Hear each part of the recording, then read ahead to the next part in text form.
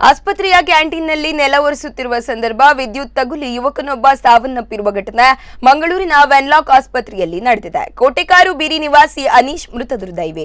ಈತ ನಗರದ ಕೆಪಿಟಿಯಲ್ಲಿ ಡಿಪ್ಲೊಮಾ ವಿದ್ಯಾರ್ಥಿಯೂ ಆಗಿದ್ದು ವಿದ್ಯಾಭ್ಯಾಸ ಮಾಡಿಕೊಂಡು ವೆನ್ಲಾಕ್ ಸರ್ಕಾರಿ ಆಸ್ಪತ್ರೆಯ ಕ್ಯಾಂಟೀನ್ ಒಂದರಲ್ಲಿ ಕೆಲಸ ಮಾಡುತ್ತಿದ್ದ. ಕರೆಂಟ್ ಶಾಕ್ನ ವಿಡಿಯೋ ಸಿಸಿಟಿವಿಯಲ್ಲಿ ದಾಖಲಾಗಿದೆ.